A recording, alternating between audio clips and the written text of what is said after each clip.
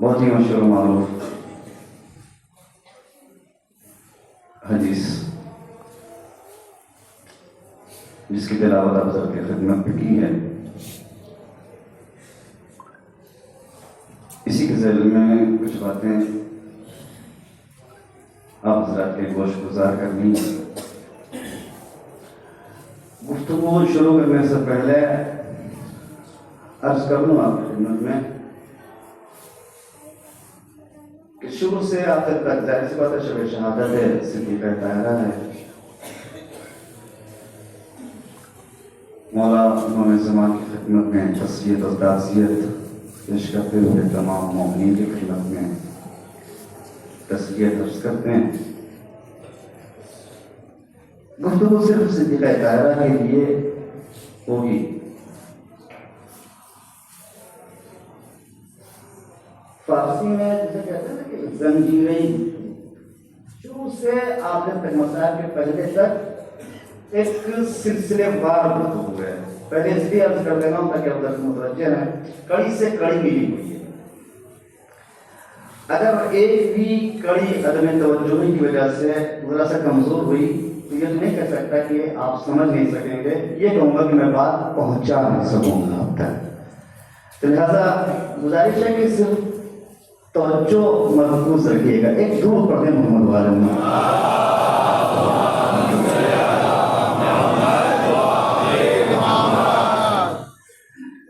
بہت سی حدیثیں ارشاد فرمائی پیغمبر اسلام نے صدیقہ طاہرہ کی فضیلت میں۔ فاطمہ تو ام ابیہا، فاطمہ تو بسط منی، فاطمہ شب قدر ہیں۔ اور جب آتے تھیں جناب فاطمہ زہرا تو پیغمبر اسلام کھڑے ہوتے تھے، پڑھتے تھے، استغفار کرتے تھے، کئی طریقے سے تعارف کروایا صدیقہ طاہرہ۔ یہ روایت کہ جب صدیقہ طاہرہ آتی تھی تو پیغمبر اسلام بڑھ کر احترام کرتے تھے، استقبال کرتے تھے صدیقہ کا۔ یہ صرف شیعہ کتابوں میں نہیں، اہل سنت نے زیادہ نقل کیا ہے اس روایت۔ وَمَا يَنطِقُ عَنِ الْهَوَىٰ إِنْ هُوَ إِلَّا وَحْيٌ يُوحَىٰ۔ پیغمبر اپنی مرضی سے کچھ نہیں کہتے، وہی کہتے ہیں جو خداوند عالم کی مرضی ہوتی ہے۔ وَمَا رَمَيْتَ إِذْ رَمَيْتَ وَلَٰكِنَّ اللَّهَ رَمَىٰ۔ کنکریاں آپ نے نہیں پھینکی ہیں، خدا نے پھینکی ہے۔ عمل کی ذمہ داری خدا بند عالم دے رہا ہے۔ لَكُمْ فِي رَسُولِ اللَّهِ أُسْوَةٌ حَسَنَةٌ، اب ہم کو خطاب کر کے خدا کہہ رہا ہے ان کی ذات تمہارے لیے آئیڈیل ہے، یعنی جو یہ کر رہے ہیں وہ تمہیں کرنا ہے۔ پیغمبر اسلام اپنی بیٹی کا احترام اس طریقے سے کر رہے ہیں۔ کیا اس لیے احترام اس طریقے سے کرنا ہے؟ ایک سوال کرنا ہے آپ کی خدمت میں اور آخر تک اس کا جواب آپ کو حضرات کی خدمت میں پیش کرنا ہے، کوئی نہ دے سکے۔ تو کیا اس لیے پیغمبر اسلام اٹھتے تھے، بڑھتے تھے، جاتے تھے، استقبال کرتے تھے، ہاتھوں کا بوسہ دیتے تھے، لے کر آتے تھے، اپنی جگہ پر بٹھاتے تھے کہ ان کی بیٹی تھی؟ کائنات میں کون باپ اس طریقے سے اپنی بیٹی کا احترام کر رہا ہے؟ سلام علیکم محمد والی محمد۔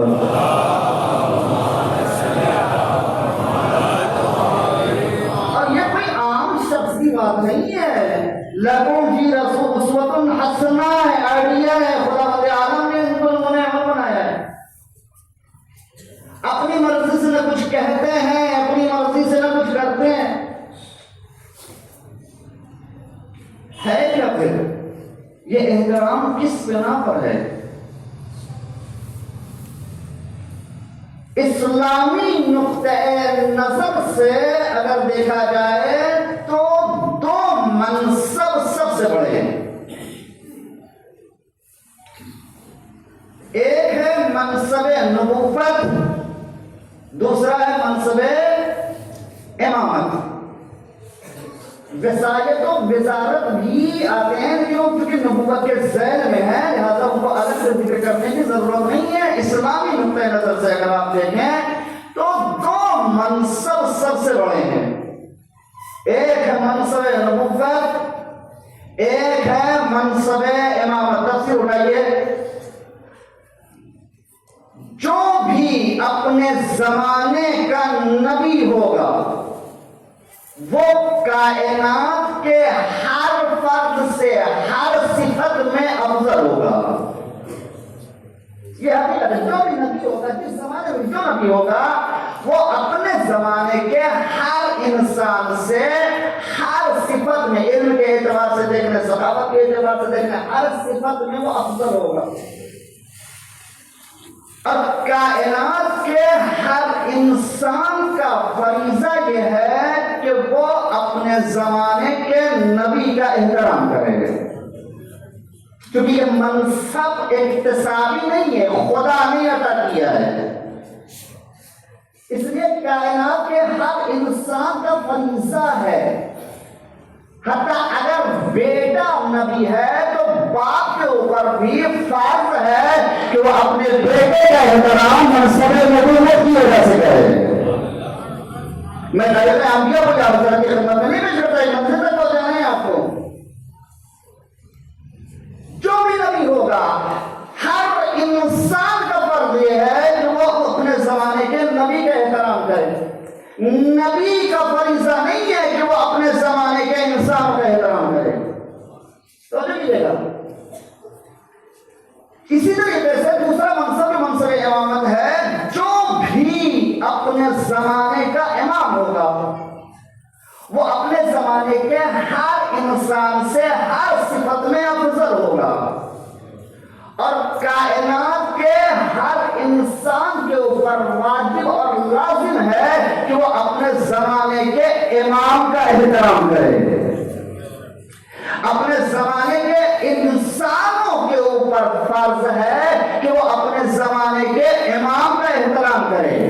امام کا فریضہ نہیں ہے کہ وہ انسانوں کا احترام کرے، امامت کے اوپر واجب نہیں ہے۔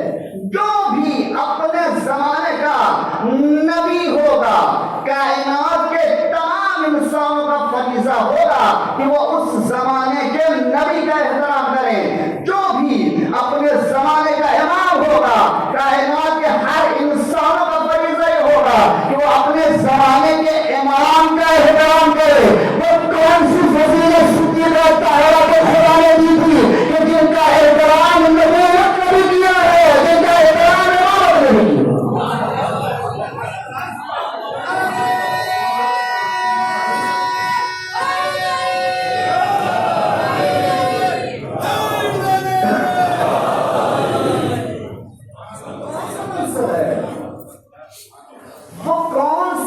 عظمت ہے. خداوند عالم نے توجہ دیجیے گا کہ کڑی سے کڑی ملی ہوئی ہے. خداوند عالم نے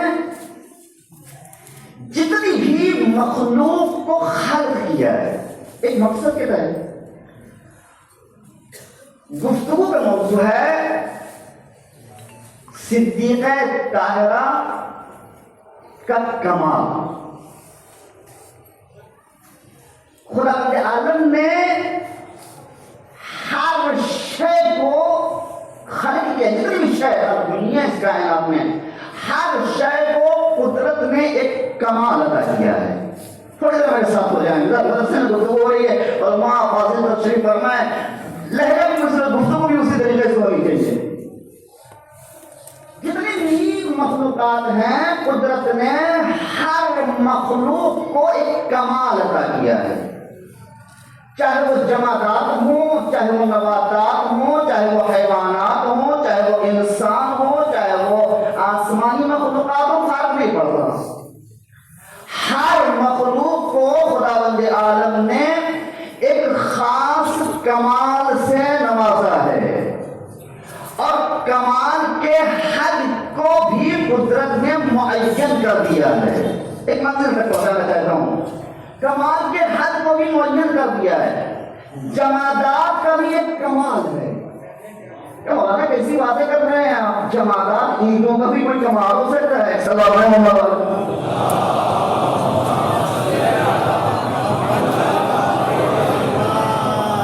ایک بھی ذرہ بغیر مقصد کے خلق نہیں ہوا ہے. ان جمادات جس سے اللہ خانہ بنا ہوا ہے, جسے اینٹیں, پہاڑ, پتھر, سنگریزے کو جمادات کہتے ہیں, ان کو بھی خداوند عالم نے کمال عطا کیا. ان کا بھی کمال ہے کہ ان جمادات کا کمال یہ ہے کہ ان کا جسم تبدیل نہیں ہوتا. یہی ان کا کمال ہے. جمادات کے جسم کا نہ بدلنا یہ ان کا کمال ہے. اسی کمال کی وجہ سے یہ لائقِ استفادہ ہیں. مثلا آپ نے ایک نقشہ کے اعتبار سے مثلا یہ آزاد خانہ بنوایا, ایک مسجد بنوائی آپ نے, ایک نقشہ انجینئر بنایا. آپ فرض کر لیں, فرض محال بہت نہیں ہوتا, فرض کر لیں کہ وہ اینٹیں بھی درختوں کی طرح بڑھنے لگے. ایک بھی گھر آپ کا سالم رہے گا, ایک بھی مسجد آپ کی محفوظ رہے گی. وہ نقشہ بگڑ جائے گا. ایک دیوار بڑی ہو گئی, دوسری دیوار چھوٹی ہو جائے گی, چھت نیچے آ جائے گی, کافی کچھ نہیں ہو سکتا. کیوں یہ میناریں, کیوں یہ مسجدیں, کیوں یہ گھر محفوظ ہیں؟ کیونکہ جمادات کا کمال ہے کہ ان کا جسم تبدیل نہیں ہوتا. نباتات کا اس کے بعد اس سے بلند مخلوق کیا ہے؟ نباتات. نباتات کا کمال کیا ہے؟ کہ ان کے ہاں بھی جسم ہوتا ہے لیکن ان کو کمال الگ ہے. جسم تو ہے ان کے ہاں, لیکن ان کا کمال یہ ہے کہ ان کے ہاں رشد پایا جاتا ہے, نمو پایا جاتا ہے, بڑھنے کی صلاحیت پائی جاتی ہے, جسم کو تبدیل کرنے کی صلاحیت پائی جاتی ہے. کہ ان کا کمال ہے. کہ اس سے بلند مخلوق ہے حیوان. کا حیوان کے ہاں بھی جسم ہوتا ہے, حیوانوں کے ہاں بھی جسم کو بڑھانے کی صلاحیت ہوتی ہے, لیکن یہ ان کا کمال نہیں ہے. جسم ہونا جمادات کا کمال ہے. جسم کا رشد کرنا یہ نباتات کا کمال ہے. حیوانات کا کمال کیا ہے؟ کہ کھا لینا, پی لینا, سو جانا, اٹھ جانا, ایک جگہ سے دوسری جگہ چلے جانا, یہ حیوانات, یہ جانوروں کا کمال ہے. یہ جانوروں کا کمال. اگر ہم یہ سوچ رہے ہیں کہ کھانا پینا, اٹھنا بیٹھنا, سونا جانا, ایک جگہ سے دوسری جگہ چلے جانا یہی زندگی ہے, تو ابھی ہم دائرے حیوانیت سے نکل کر دائرے انسانیت پر بھی پہنچ رہے ہیں. یہ تو حیوانوں کا کمال ہے, جو آپ بھی نہیں کر رہے کہ یہ ان کا کمال ہے. ان کے کمال کی بھی حد کو معین کر دیا. کہ جمادات کو ایک کمال دیا, کمال کی حد معین. نباتات کو ایک کمال دیا خداوند عالم نے, ان کے کمال کی حد معین. حیوانات کو ایک کمال دیا, سب کو کمال. سورج کا کمال وقت پر نکلنا, غروب ہونا. چاند کا کمال وقت پر ظاہر ہونا. ستاروں کا کمال اپنی جگہ. جتنی بھی چیزیں ہیں سب کو ایک کمال دیا خداوند عالم نے. انسانوں کا کمال کیا ہے؟ جمادات کا کمال اشارہ کر دیا, نباتات کا کمال پتہ چل گیا, حیوانات کا کمال معلوم ہو گیا. انسان ان کو اشرفیت کا جامہ پہنا کر خداوند عالم نے بھیجا ہے. تمام مخلوقات میں سب سے افضل یہی ہے تو بھی ان کا کمال کیا ہے؟ کھا لینا ان کا کمال ہے، پی لینا ان کا کمال ہے، نہیں کھا ان کا کمال نہیں ہے۔ کہ خداوند عالم نے اس انسان کو شعور نام کی ایک دولت سے نوازا ہے، عقل نام کی ایک نعمت سے نوازا ہے۔ اس انسان کا کمال دوسری مخلوقات کے کمالوں سے جدا ہے۔ اس انسان کا کمال محدود نہیں ہے، اس انسان کے کمال میں تکامل پایا جاتا ہے۔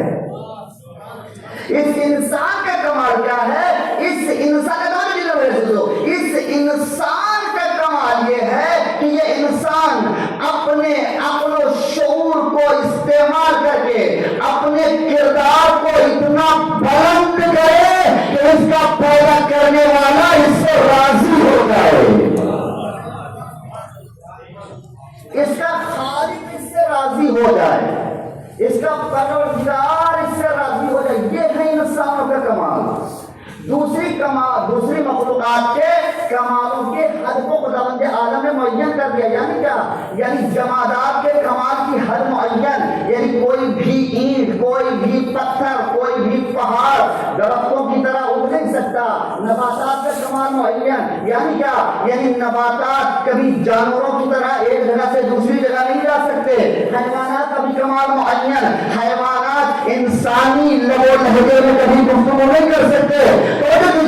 حیوانات کے کمال معین، کبھی بھی کوئی جانور انسانی لب و لہجے میں گفتگو کرتا ہوا نظر نہیں آئے گا۔ سورج کے کمال معین محدود، چاند کا کمال محدود، ستاروں کا کمال محدود۔ جتنی بھی مخلوقات ہیں ان تمام مخلوقات کو کمال دیا ہے، کمال کے حد کو معین کر دیا ہے۔ کوئی بھی مخلوق اپنی مرضی سے کبھی کسی اپنے سے بلند دوسری مخلوق کے دائرے کمال تک نہیں پہنچ سکتی۔ کوئی بھی مخلوق اپنی مرضی سے کسی دوسری مخلوق کے دائرے کمال تک نہیں پہنچ سکتی۔ یعنی کیا؟ یعنی کبھی بھی کوئی پتھر درختوں کی طرح اگ نہیں سکتا، کبھی بھی کوئی درخت جانوروں کی طرح چل نہیں سکتا، کبھی بھی کوئی جانور انسانی لب و لہجے میں گفتگو نہیں کر سکتا۔ کیوں؟ کہ ان کا کمال محدود ہے، ان کا کمال معین ہے۔ لیکن اسی خالق کائنات نے جس نے تمام مخلوقات کے کمال کو معین کیا ہے، اسی پروردگار نے انہی انسانوں میں سے اپنے کچھ خاص بندوں کو یہ اختیار بھی دے دیا ہے کہ اگر یہ اشارہ دے دے تو پہاڑ پیچھے بھی ہو سکتا ہے، سورج دوپہر بھی ہو سکتا ہے۔ اس محمد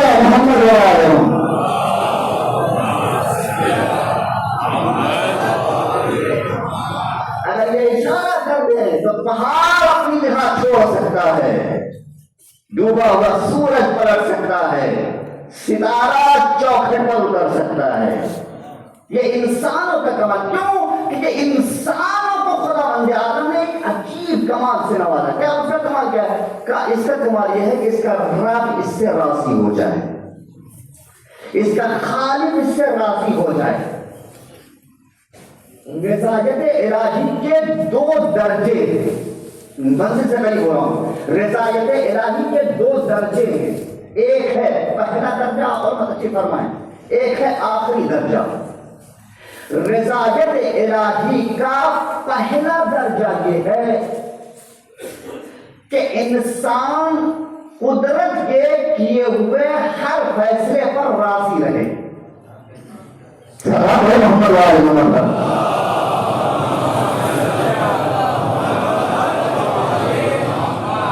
پہلا درجہ یہ ہے کہ انسان قدرت کے کیے ہوئے ہر فیصلے پر راضی ہو جائے۔ یہ ہے رضایت الہی کا پہلا درجہ۔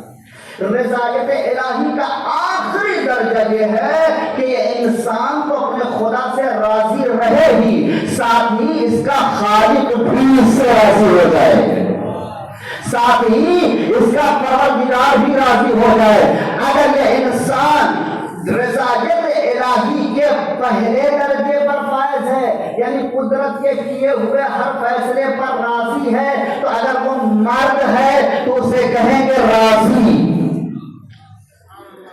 اگر عورت ہے تو کہیں گے راضیہ۔ جو انسان رضایت الہی کے آخری درجے پر فائز ہے، اگر وہ مرد ہے تو کہیں گے مرضی، اگر وہ عورت ہے تو کہیں گے مرضیہ۔ توجہ ہے، اگر وہ عورت ہے تو کہیں گے مرضیہ۔ صدیقہ طاہرہ نے اپنی 18 سال کی اس مختصر سی زندگی کے معیار کو نہ جانے کتنی بلندی تک پہنچا دیا کہ اسی خالق کائنات نے صدیقہ طاہرہ کو کبھی راضیہ کے پر بتایا، کبھی مرضیہ۔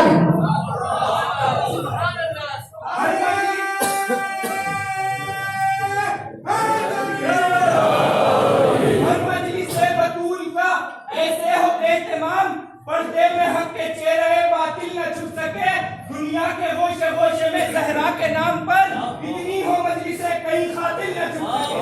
سبحان اللہ۔ فاطمہ زہرا سلام اللہ علیہا بلند تر صلوات۔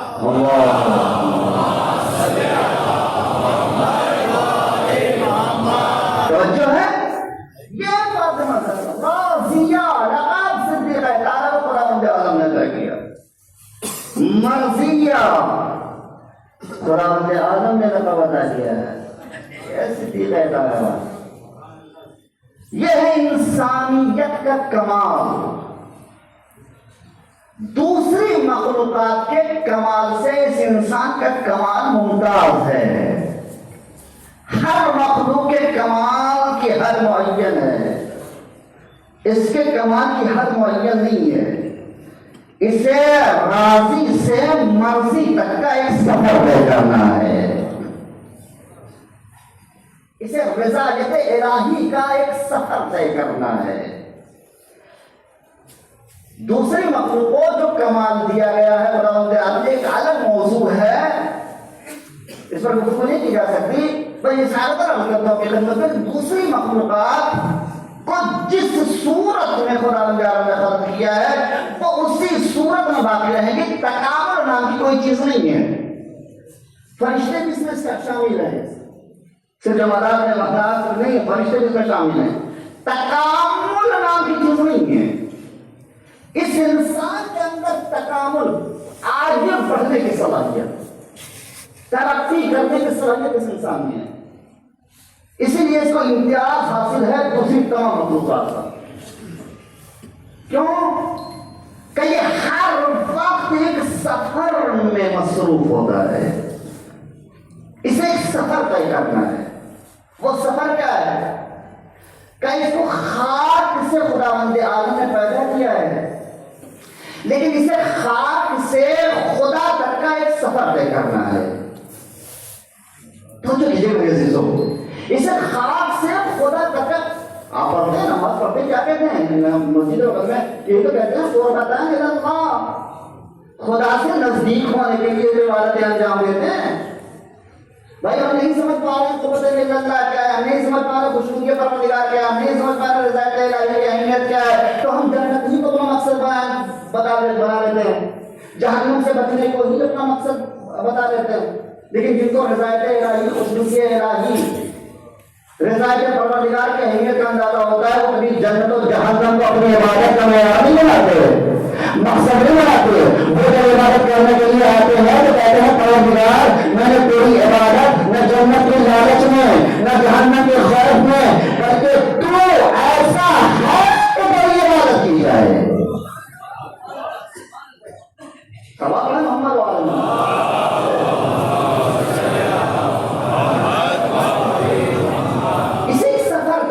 انسان تکامل کا سفر، بلندی کا سفر۔ سفر کیسے طے کرے گا؟ اپنی عقل کے اعتبار سے، اپنی عقل کا سہارا لے کر کہ ہماری عقل خطا پذیر ہے، غلطی کا امکان ممکن ہے کہ جو ہم سوچ رہے ہیں وہ غلط ہو، ممکن ہے کہ جو ہم کو صحیح لگ رہا ہے وہ صحیح نہ ہو، بہت سے ایسے کام ہمارے فیصلے ہوتے ہیں کہ جو ظاہراً صحیح لگ رہے ہوتے ہیں لیکن صحیح نہیں ہوتا. تو اس سفر کو بھی اگر ہم صرف اپنے اوپر ڈیپینڈ کر کر اپنی عقل کا سہارا لے کر ہم نے اس سفر کو طے کرنے کی کوشش کی تو بھٹک جانے کا امکان ہے کہ نہیں ہے؟ گمراہ ہونے کا امکان ہے کہ نہیں ہے؟ بالکل ہے. کہ اس لیے خداوند عالم نے چونکہ اس سفر کو ہماری زندگی کا مقصد معین کیا ہے لہذا اسی پروردگار نے ہدایت کا انتظام بھی کیا ہے. اسی خالق کائنات نے ایک سبب ہے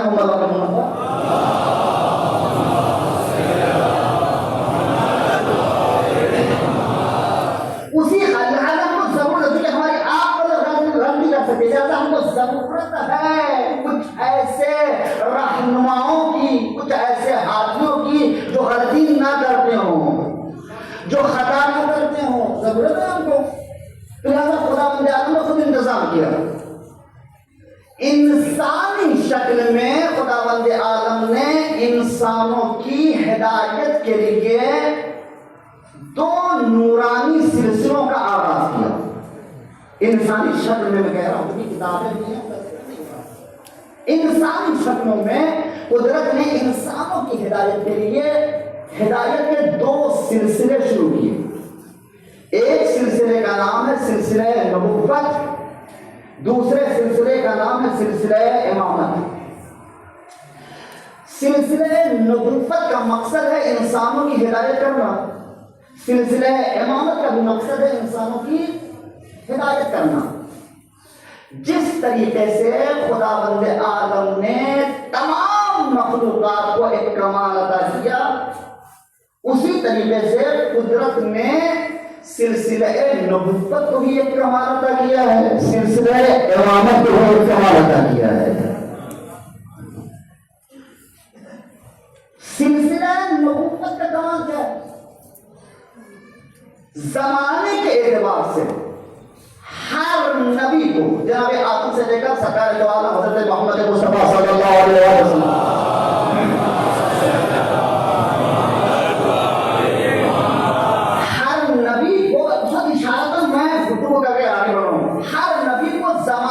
ضرورت کے اعتبار سے خداوند عالم نے ایک خاص کمال دیا. کسی کو علم دیا, کسی کو تقویٰ دیا, کسی کو ہیبت دی, کسی کو حسن دیا, کسی کو حکومت دی, کسی کو کچھ دیا, کسی کو کچھ دیا. اس کی بات نہیں ہو یہ شخصی کمال ہے ضرورت کے اعتبار سے. ایک کمال ایسا ہے کہ جو کامن ہے, جو مشترک ہے, جو تمام انبیاء میں پایا جاتا ہے. وہ کمال کیا ہے؟ وہ کمال یہ ہے کہ ہمارے تمام انبیاء رزم بقضائہ و تسلیما لامرہ کی منزل پر فائز ہیں.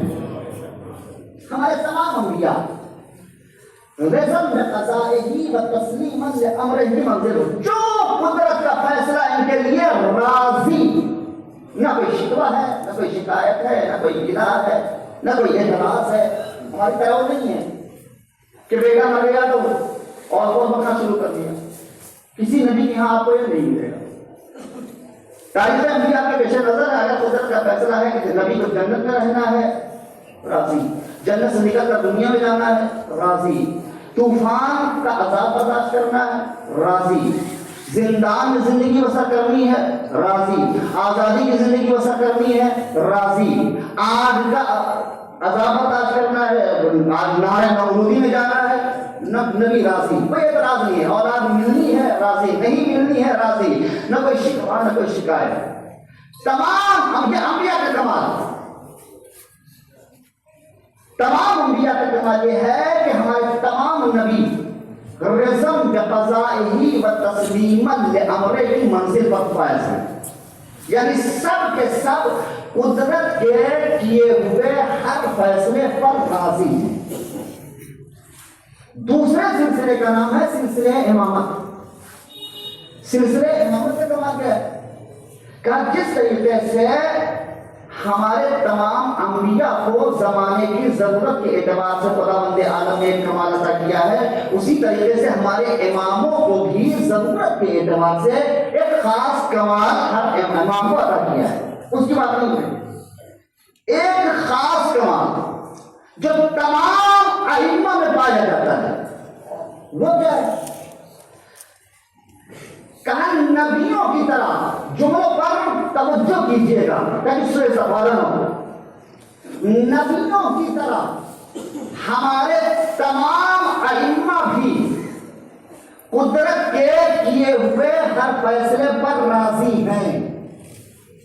اگر خدا کا فیصلہ یہ ہے کہ مسجد میں ضربت کھانی ہے امام راضی، تلوار اٹھانی ہے امام راضی، تلوار نہیں اٹھانی ہے امام راضی، زہر کا جام پینا ہے امام راضی، کربلا میں قربانی پیش کرنی، کوئی اعتراض نہیں، کوئی شکوہ نہیں ہے. رضا میں قضائی ہی تسلیم ہے عمل.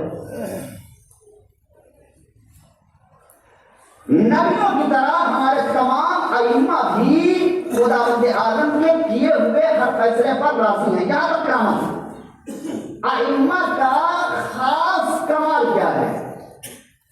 کا خاص کمال یہ ہے کہ قدرت نے ان ائمہ کو ایک اور کمال کی سند عطا کی ہے.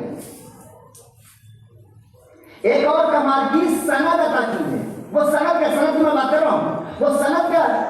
کہ یہ نبیوں کی طرح تمام اب قدرت کے کیے ہوئے تمام فیصلوں پر خداوند عالم کے راضی ہیں، لیکن قدرت نے سند یہ دی ہے کہ یہ تو راضی ہیں ہی، ساتھ ہی ان کا پروردگار بھی ان سے راضی ہے. سند میں بات کر رہا ہوں، جلدی سنیے. سند دی ہے خداوند عالم نے کہ یہ تو راضی ہے ہی، ساتھ ہی ان کا خالق بھی ان سے راضی ہے. پہلی سند وَمِنَ النَّاسِ مَن يَشْرِي نَفْسَهُ ابْتِغَاءَ مَرْضَاتِ اللَّهِ. لوگوں میں سے کچھ ایسے ہیں کہ جو اپنا نفس بیچ کر مرضی الہی حاصل کر لیتے ہیں. کس کے لیے ہے؟ مولانا متقیان حضرت علی مقام تعلیم علیہ السلام کے لیے.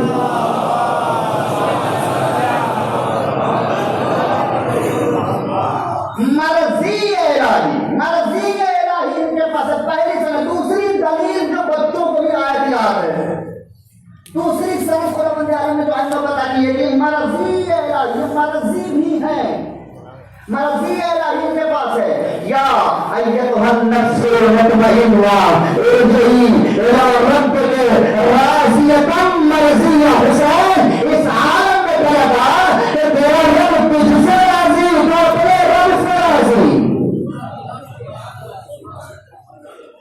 یہ ہے ائمہ کا کمال کہ راضی بھی ہیں اور مرضی بھی ہیں. نبوت کا کمال کے سب راضی ہیں.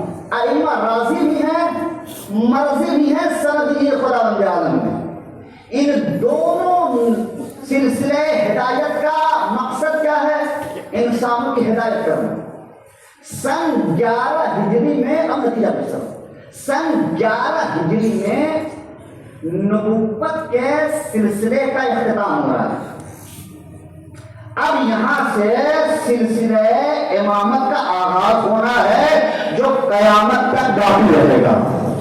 اس کے بعد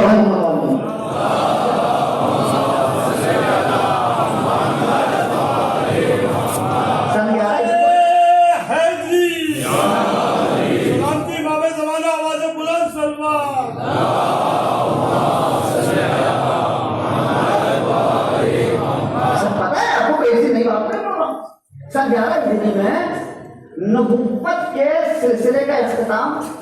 آخری نبی پیغمبر اسلام، ان کے بعد کسی نبی کو نہیں آنا. اب یہاں سے سلسلہ امامت کا آغاز ہونا ہے جو قیامت تک باقی رہنا. نبوت ایک الگ منصب ہے، امامت ایک الگ منصب ہے.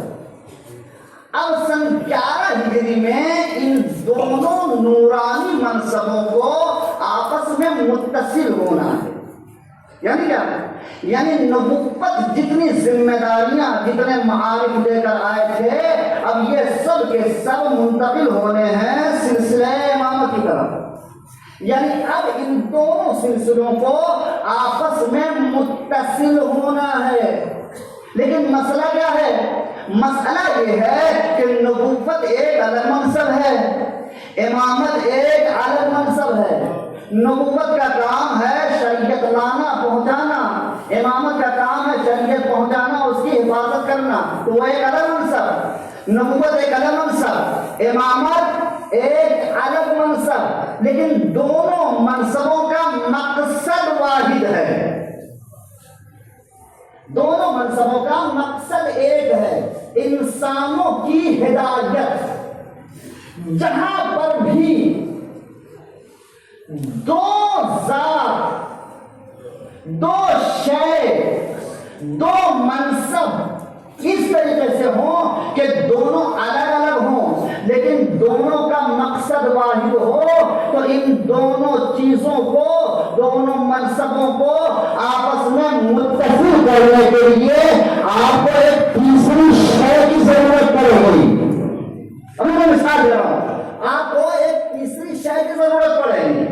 مثلا اصل ہدف ہے ہدایت، ایک ہے ہدایت کرنے والا، ایک ہے ہدایت دینے والا۔ مقصد کیا ہے؟ کار ہدایت کی تکمیل۔ خدا ہدایت بھیجنے والا ہے، بندے ہدایت لینے والے۔ جو بندہ ہے وہ خدا نہیں ہے، جو خدا ہے وہ بندہ نہیں ہے۔ بے شک بے شک۔ کام کیسے مکمل ہوگا؟ کہا ایک نقطۂ ارتباط کی ضرورت ہے کہ جو خدا اور بندوں کے درمیان ہو، جس میں خدائی اور ذات بھی پائے جاتے ہوں، جس میں بندوں کی صورت بھی نظر آتی ہو۔ اسی لیے معصومین علیہ السلام کو امت وسط کہا خدا مجھے میں قرآن عظیم، درمیانی امت، کیونکہ یہ رابط ہے، نقطۂ ارتباط ہے۔ بچوں کو سمجھانے کے لیے ایک سامنے کی مثال دے دو کہ جب بھی دو چیزیں اس طریقے سے ہوں کہ دونوں الگ الگ ہوں لیکن دونوں کا مقصد ایک ہو، تو ان کو کنیکٹ کرنے کے لیے، متصل کرنے کے لیے آپ کو ایک تیسری باصلاحیت چیز کی ضرورت ہوگی۔ مثلا یہ ہے مائک، جس میں بولا جا رہا ہے، یہ ہے مائک۔ وہ مشین جو وہاں رکھی ہوئی ہے اسے کہتے ہیں ایمپلیفائر۔ مائک کو کس لیے بنایا گیا ہے؟ آواز کو دور تک پہنچانے کے لیے۔ اس مشین کو کس لیے بنایا گیا ایمپلیفائر کو؟ اس کا بھی مقصد آواز کو، دونوں کا مقصد ایک ہے۔ لیکن جو مائک ہے وہ ایمپلیفائر نہیں ہے، جو ایمپلیفائر ہے وہ مائک نہیں ہے۔ آپ ایمپلیفائر سے مائک کا کام نہیں لے سکتے، اس مائک سے آپ ایمپلیفائر کا کام نہیں لے سکتے۔ دونوں الگ الگ ہیں لیکن دونوں کا مقصد واحد ہے، لہٰذا ہم ان دونوں کو آپس میں متصل کرنے کے لیے، کنیکٹ کرنے کے لیے آپ کو ایک تیسری باصلاحیت شے کی ضرورت پڑے گی۔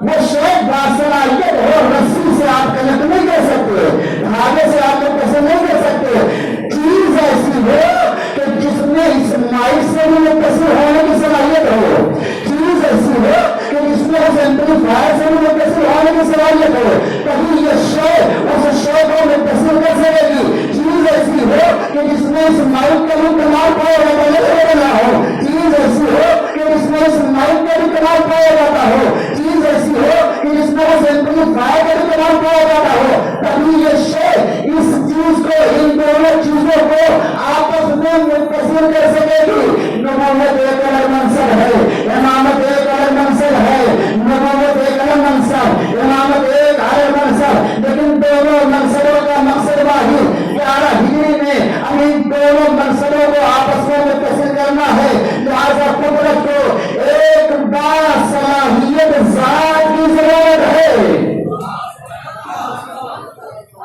سلام ہے محمد علیہ محمد۔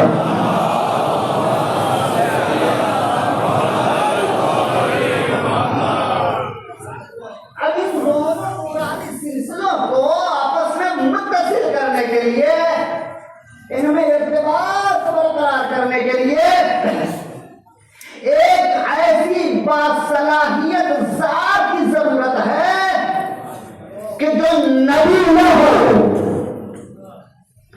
جو نبی نہ ہو، کیونکہ اگر نبی ہے تو مخصوص ہو جائے گی سلسلے نبوت سے۔ جو امام بھی نہ ہو، کیونکہ اگر وہ امام ہوئی تو مخصوص ہو جائے گی سلسلے امامت سے۔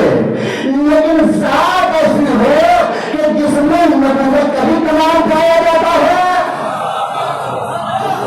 زندہ باد زندہ باد۔ ذات ایسی ہو کہ جس میں امامت کا بھی کمال پایا جاتا ہو، صرف کمال ہونے سے کام نہیں چلے گا۔ ذات ایسی ہو کہ جس کا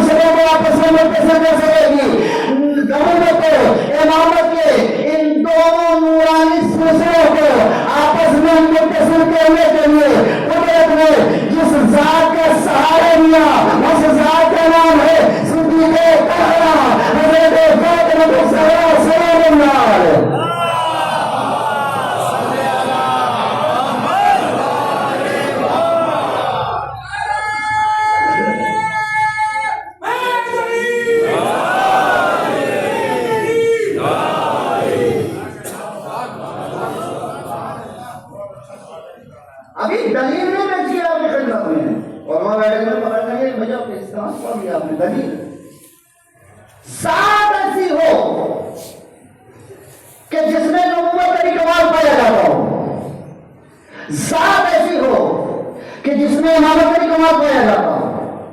صرف کمال ہونے سے کام لیڈر کی رہے گی کنیکٹ ہوگا. متصل رشتہ ہونا چاہیے.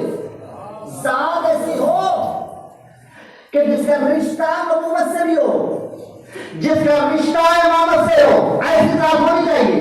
صدیقہ طاہرہ کا انتخاب ہوا کیوں؟ کیونکہ فاطمہ میں نبوت کے بھی کمال پائے جاتے ہیں, فاطمہ میں امامت کے بھی کمال پائے جاتے ہیں. دلیل فاطمہ میں خداوند عالم نے جب صدیقہ طاہرہ میں نبوت کے ابھی میں نے 20 میں آتے یہی لیا تھا. نبوت کا کمال کیا تھا؟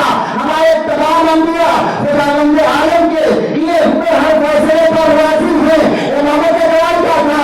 ہمارے تمام ائمہ راضی بھی ہیں, مرضی بھی ہیں. خداوند عالم نے صدیقہ طاہرہ میں جب نبوت کے کمال کو دیکھا تو آواز بھی یہ راضی ہے. جب امامت کے کمال کو دیکھا تو راضی ہے. سبحان اللہ سبحان اللہ. جناب فاطمہ الزہرا سلام اللہ علیہا پر بلند صلوات.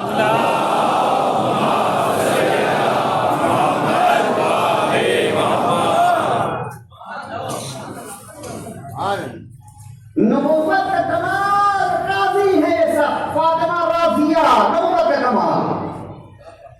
امامت کا کمال مرضی ہے ان کے پاس, فاطمہ مرضیہ ہے.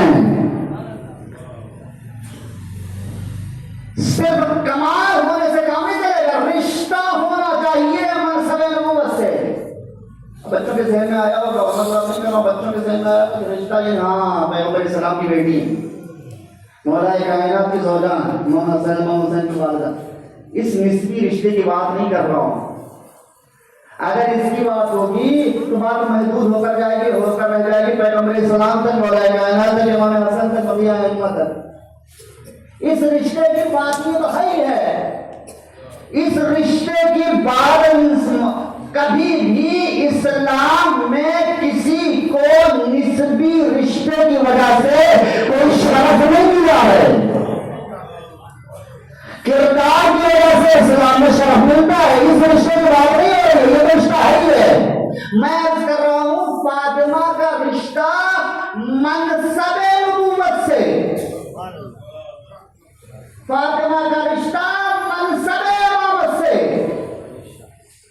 فاطمہ کا رشتہ منصب نبوت. منصب نبوت یعنی جناب آدم سے لے کر آخری نبی تک سب سے برابر کا رشتہ. منصب امامت سے یعنی حضرت علی سے لے کر آخری حجت تک سب سے برابر کا رشتہ. فاطمہ کا رشتہ منصب نبوت سے بھی ہے, فاطمہ کا رشتہ منصب امامت سے بھی ہے. فاطمہ کا رشتہ منصب نبوت سے کیا ہے؟ فاطمہ امام فرماتے ہیں منصب نبوت سے صدیقہ طاہرہ کا رشتہ یہ ہے کہ فاطمہ امام فرماتے ہیں ما تکاملت النبوت نبی حتی اقرہ بفضلها ومحبتها. کسی بھی نبی کی نبوت اس وقت تک مکمل ہی نہیں ہوئی جب تک اس نے فاطمہ کی عظمت و محبت کا اقرار نہیں کر لیا. زندہ باد زندہ باد.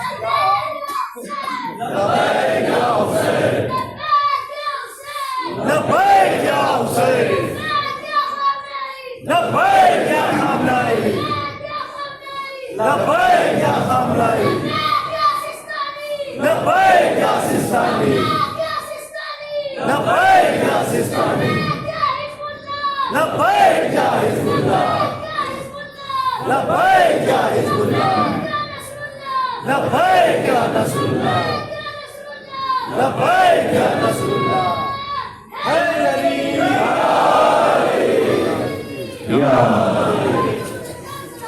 اللہ.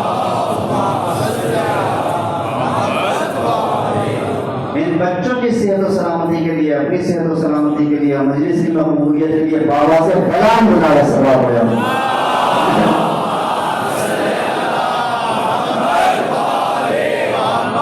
اس ذات کا انتخاب ہوا ہے. ان دونوں رشتوں کو آپس میں متصل کرنے کا ارتباط ہے صدیقہ طاہرہ منصب نبوت و امامت کے لیے. کیوں؟ فاطمہ میں نبوت کے کمال راضیہ, فاطمہ میں امامت کے کمال مرضیہ. فاطمہ کا رشتہ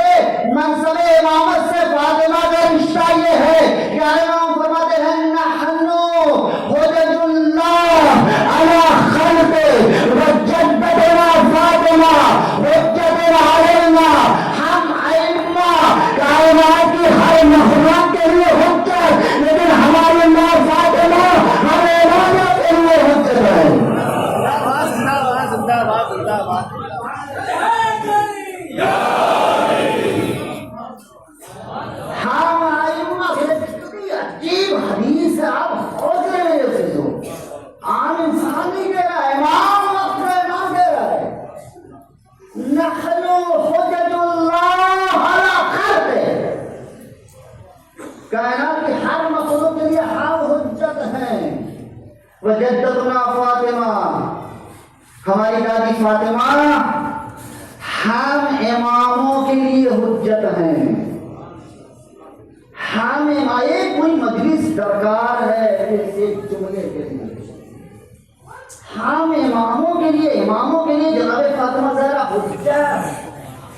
کیا مطلب اس کا؟ یہ ہے رشتہ صدیقہ کا منصب امامت سے کہ حجت اللہ ہے منصب امامت کے لیے. نبوت سے رشتہ یہ آخری دلیل، نبوت سے رشتہ یہ ہے کہ کسی بھی نبی کی نبوت مکمل نہیں ہوتی جب تک صدیقہ کی عظمت و محبت کا اقرار نہیں کر لیتا. اسی لیے اس ذات کا انتخاب ہوا ہے تاکہ یہ نقطہ ارتباط بن سکے ان دونوں نورانی سلسلوں کے لیے. کیوں؟ کیونکہ فاطمہ میں نبوت کا بھی کمال تھا، فاطمہ میں امامت کا بھی کمال تھا، فاطمہ کا آخری دلیل پوری طرح کو فاطمہ کا رشتہ منصب نبوت سے بھی تھا، فاطمہ کا رشتہ منصب امامت سے بھی تھا. اسی وجہ سے اس ذات نے نبوت و امامت کے ان دونوں نورانی سلسلوں کو آپس میں متصل کیا ہے. یہی وجہ ہے میرے عزیزو کہ جب نبوت و امامت کے یہ دونوں نورانی سلسلے ایک روز صدیق طاہرہ کی نورانی چادر کے نیچے اکٹھا ہوئے تو قدرت نے ان کا تعارف کروانے کے لیے نبی کا نام نہیں لیا، امام کا نام نہیں لیا، بلکہ فرمایا ہم سب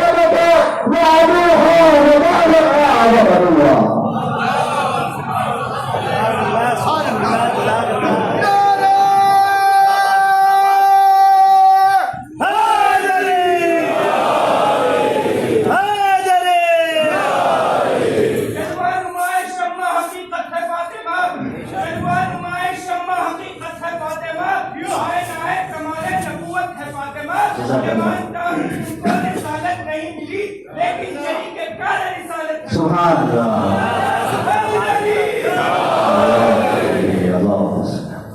جزاک اللہ. یہ ہے صدیقہ طاہرہ. نقطہ یہ ہے منصب فاطمہ کا. نبی نہیں ہے کمال نبوت پایا جاتا ہے، امام نہیں ہے کمال امامت موجود ہے. رشتہ نبوت سے ہے کہ ان کی الفت و محبت کا اقرار کر کے نبوت مکمل ہوتی ہے. امامت سے رشتہ یہ ہے کہ یہ تمام ائمہ کے لیے حجت ہیں. یہ صدیقہ، یہ ہے فاطمہ زہرا. اب حدیث پڑھیے سمجھ میں آ جائے گی کہ کیوں پیغمبر اسلام اٹھتے تھے، پڑھتے تھے، استقبال کرتے تھے، لے کر آتے تھے. بیٹی کی وجہ سے نہیں، اس منصب کی وجہ سے، اس عظمت کی وجہ سے. خدا کی قسم کو سمجھ ہی نہیں سکتا فاطمہ ہے کیا. یہ میں نہیں کہہ رہا ہوں، پیغمبر اسلام نے کہا فاطمہ شرع قادر ہے. شرع قادر نہیں تھا، یوں کہ پیغمبر اسلام کو تشبیہ نہیں دیتے. شرع قادر میرے خدا بندے نے کیا کہہ رہا ہے؟ وہاں ادراک تم کیا سمجھو گے؟ ماں ہے تم دادا. شرع قادر تم لاکھ کتابیں پڑھ لو، لاکھ تحقیق کر لو، لاکھ مجلسیں سن لو، لاکھ محنتیں کر لو، شرع قادر کی حقیقت تم نہیں سمجھ سکتے. فاطمہ بھی شرع قادر میں،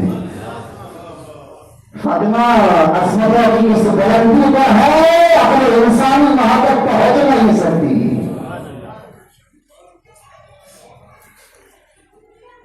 فاطمہ اس ذات کا نام ہے. ہر نبی نے احترام کیا ہے، ہر امام نے احترام کیا ہے. وقت ختم ہو گیا، کچھ زیادہ ہو گیا. زمانہ نہیں سمجھ سکا فاطمہ کیا ہے. کتنا پہچانایا پیغمبر اسلام نے. آپ حدیثی سنیے پیغمبر اسلام کی. اکثر اصحاب کے درمیان بیٹھتے تھے، پیغمبر فرماتے تھے بیتھا بیتی، فاطمہ کا گھر میرا گھر ہے، فاطمہ کا گھر میرا گھر ہے، اکثر فرمایا کرتے تھے بیتھا بیتی بیتھا بیتی. لیکن آخر وقت میں جملے بدل گئے پیغمبر اسلام کے. آخر وقت میں کہنے لگے بابھا بابی، فاطمہ کا دروازہ میرا دروازہ ہے. یا رسول اللہ دروازہ بھی گھر میں آتا ہے، الگ سے کہنے کی کیا ضرورت ہے کہ میری آنکھیں بند ہو گئے تو سمجھ میں آ جائے گا.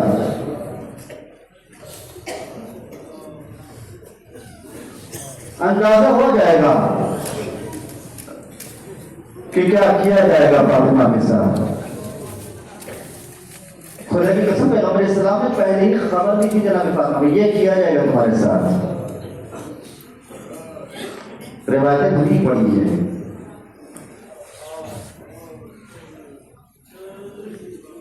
فاطمہ کے بچوں کے لیے آج قیامت کی شب ہے. السلام علیکم یا بنت رسول اللہ، یا امام زمانہ پرسہ پیش کرنے کے لیے آئے ہیں.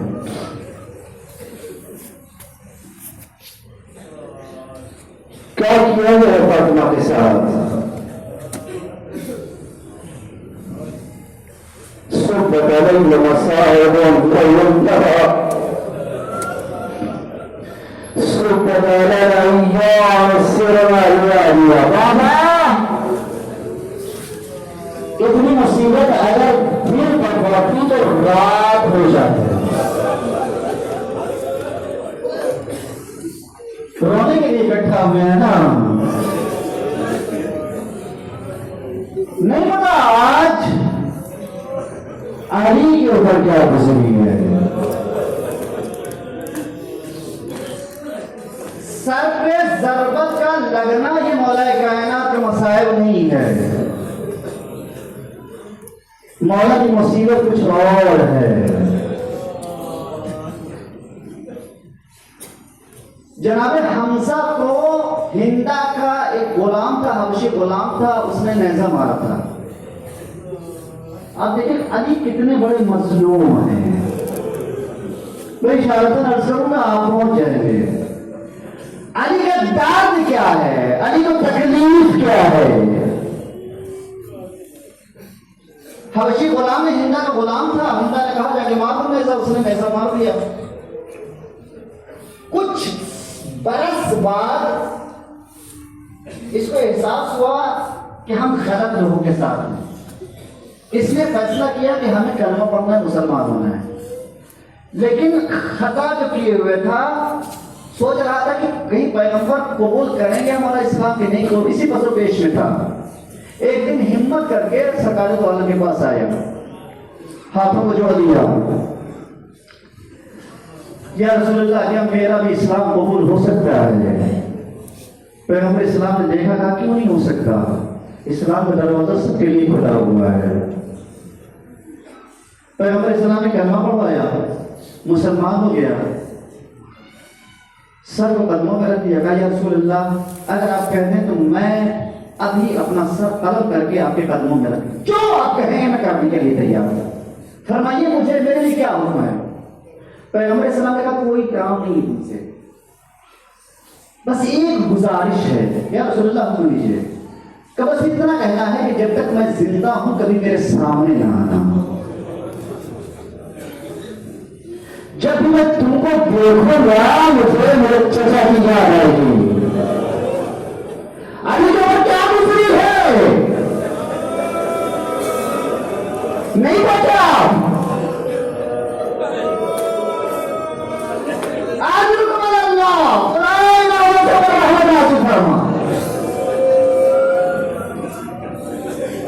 مدارہ میرے سامنے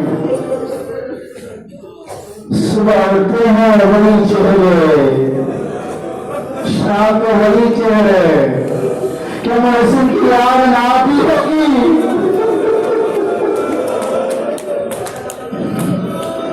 کہ بدوں میں شیرشہ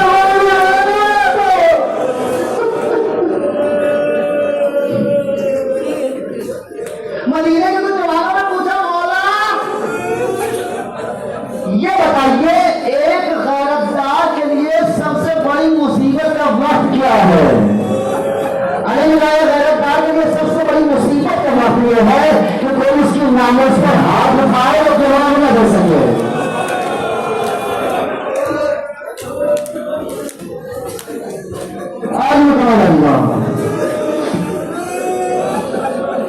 بڑا مشہور واقعہ ہے, بہت زیادہ دن کا نہیں واقعہ ہے. ایران سے ایک زن و شوہر میاں بیوی گئے ہوئے تھے زیارت کرنے کے لیے, مدینے پہنچے, زیارت کر رہے تھے. جتنا ہو سکے گریا کر لیجیے, انہوں نے زمانہ تراسی کر لیا. ہر مجلس میں آپ جناب فاطمہ زہرا کو پیش کرتے ہیں نا, آج فاطمہ کا دوسرے جناب والے زہرا کو پیش کرنا ہے, امام حسین کی خدمت میں پیش کرنا ہے. مومنہ حاملہ تھی, پیٹ میں بچہ تھا, مدینے میں زیارت کر رہی تھی. کسی نے اس کو بتایا کہ یہ جو دیوار دیکھ رہی ہو یہ فاطمہ کے گھر کی دیوار ہوا کرتی تھی. کیا گزری گزری ہے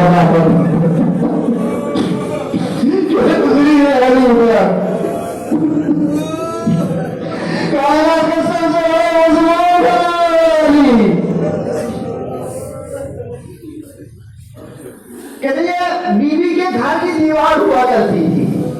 ہمارے گھر کا دستور ہے, دل بھر آتا ہے, برداشت نہیں ہوتا. بیوی لپٹ گئی, رونے لگی, آواز بلند ہو گئی. سعودی کے حالات آپ کو معلوم ہے کیسے ہیں.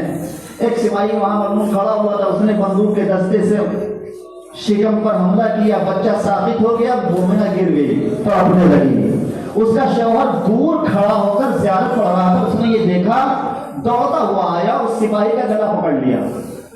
اس نے مدد کے لیے پکارا, کئی سپاہی آئے, لیکن جب تک اس کا دم نکل نہیں گیا اس مومن نے چھوڑا نہیں, مار دیا جان سے. اس کو بھی گرفتار کر لیا گیا, زندان میں ڈال دیا گیا. کچھ اس کے شہر کے وہاں رہتے تھے, گئے ملنے کے لیے, کہا تم کو مارنا نہیں چاہیے تھا, یہ ایران نہیں ہے, دوسرا ملک ہے, دوسرے ملک کی حکومت ہے, تم کو قتل کر دیا جائے گا, پھانسی چڑھا دیا جائے گا. کچھ کر دیتے, مار دیتے, اسے جان سے نہیں مارنا چاہیے تھا. ایک مطلب کہتے کیا کہہ رہے ہو تم, یہ کیسی باتیں کر رہے ہو, ارے اس نے میرا بچہ مار دیا.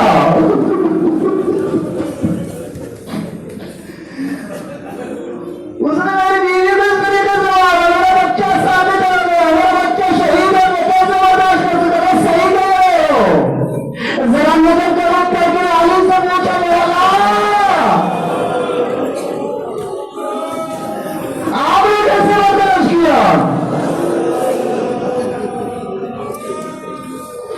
آپ نے کیسے برداشت کیا. ہر امام نے جناب سیدہ کے غم میں آنسو بہائے ہیں, ہم سے بات نہیں ہو رہے ہیں. ہر امام نے گریہ کیا فاطمہ کی مظلومیت کو یاد کر کے. آٹھویں امام کے گھر ایک چاہنے والا آیا, نویں امام 4-5 سال کے تھے. شہزادے کے رونے کی آواز اس چاہنے والے کے کان میں گئی, مولا شہزادے کیوں رو رہے ہیں, کوئی ضرورت ہو تو ہم لا دیں. کہا جا کے خود پوچھ لو. شہزادے کی ضرورت ہو, اپنے گھر کے بچوں کی طرح سمجھ رہے تھے. کہا شہزادے کوئی ضرورت ہو, کوئی کھلونے کی ضرورت ہو, ہم بازار سے آگے لے جا سکتے ہیں.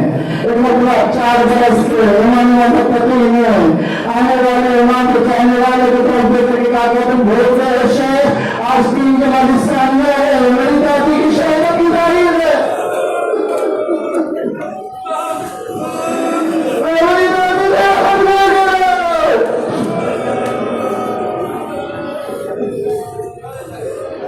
ساتھ امام کا زمانہ تھا.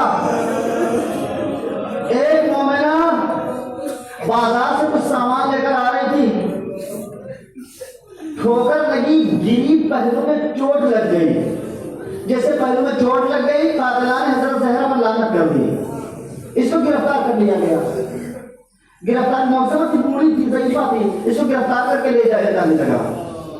کچھ چاہنے والے, امام کے چاہنے والے, ساتھ امام کا زمانہ تھا, کچھ چاہنے والوں نے دیکھا, اس مومنہ کو سب جانتے تھے, دوڑتے ہوئے یہ لوگ امام کے پاس, امام ساتھ امام کے پاس آئے. روایت کہتی ہے امام دسترخوان پر بیٹھے تھے, کھانا کھانے جا رہے تھے. لقمہ اٹھایا تھا, ایک مرتبہ ان لوگوں نے آگے کہا مولا غضب ہو گیا. کہا کیا ہوا, तो वो जो मोमिना है उसको गिरफ्तार करके ले जाए। कहा खता क्या है? कहा हजरत ज़ैनब उसने भरे मजमे में लानत कर दी। उठा हुआ लुकमा इमाम ने रख दिया, चादर डाली, मस्जिद में आए, नमाज पढ़ी, सर को सजदे में रखा, परवरदिगार तेरी कमीज से खास की कमीज है।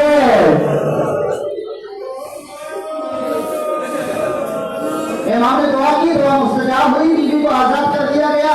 लेकर आए चाहने वाले इमाम के पास। इमाम ने समझाया तुम्हारे जज्बात समझते हैं, इस तरीके से मजमे में सबके सामने तुमको नहीं इस तरीके के जुमले कहने चाहिए थे। हाथों को जोड़ दिया, मौला क्या करूं, मुझे ठोकर लगी, गिरी, पसली में चोट लगी, फातिमा का दर्द याद आ गया।